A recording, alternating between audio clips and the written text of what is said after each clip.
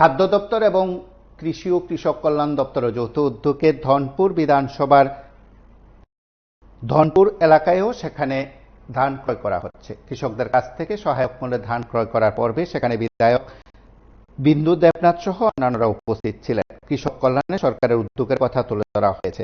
প্রত্যেকে জানিয়েছেন যে এই সমাজের ধান ক্রয় করার উদ্যোগ বিজেপি সরকার গ্রহণ করেছে। বিগত সরকারের সময়ে তথাকথিত কৃষক বিরোধী আলাপ গেলেও কৃষকের কাছ থেকে সহায়ক মূল্যে ধান ক্রয় করার উদ্যোগ ছিল। এই আয়োজনগুলোতে কটাক্ষ করছেন কিংবা বলা যেতে পারে প্রতিক্রিয়া ব্যক্ত করছেন বিজেপির নেতৃত্ব জনপ্রতিনিধিরা।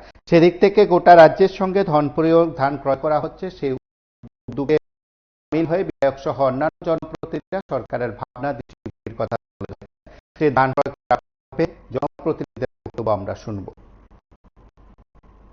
আমাদের সাহেবদের অফিসে যান, আমাদের পঞ্চায়েত সমিতিতে যান, যে কোনো সরকারি যন্ত্রপাতি যে আমাদের কৃষিকাজে ব্যবহৃত হয়, যে যন্ত্রপাতি খুব সসহায়ক মূল্যে আপনারা পেয়ে যাবেন অনেক কিছু। নমস্কার সবাইকে, শুভ সকাল। প্রতি বছরে নয়, গত 4-5 বছর ধরে যেভাবে আমাদের রাজ্য সরকার কথা দিয়েছে যে অন্নদাতাদের থেকে সরকারি ন্যায্য মূল্যে ধান ক্রয় করবে, তো সেই কর্মসূচি স্বরূপ এবছরও আমাদের ত্রিপুরা রাজ্যে প্রত্যেকটা জেলাতে এবং প্রত্যেক মহকুমাতে সেই ধান ক্রয়ের যে কর্মসূচি আমাদের শুরু হয়েছে, তারই প্রথম আজকে থেকে শুরু হচ্ছে আমাদের এই ধনপুর বড় স্ট্যান্ডে।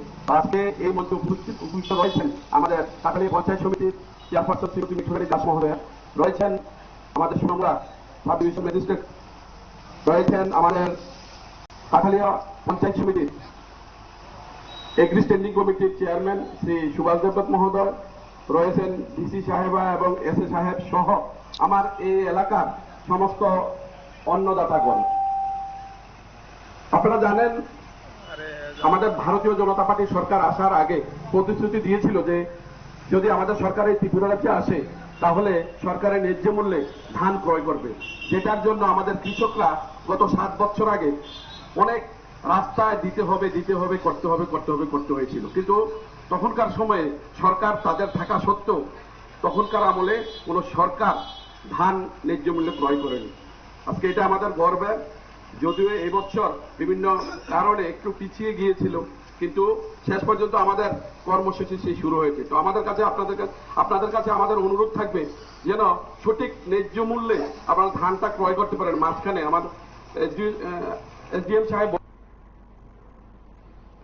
আপনারা শুনলেন সেখানে বিধায়ক বিন্দু দেবনাথের প্রতিক্রিয়া কিংবা বক্তব্য। তার পাশাপাশি শুধু ধনপুরে নয়, গোটা রাজ্যে সেখানে ধান ক্রয় করা হচ্ছে সংশ্লিষ্ট দুটো দপ্তরের উদ্যোগে।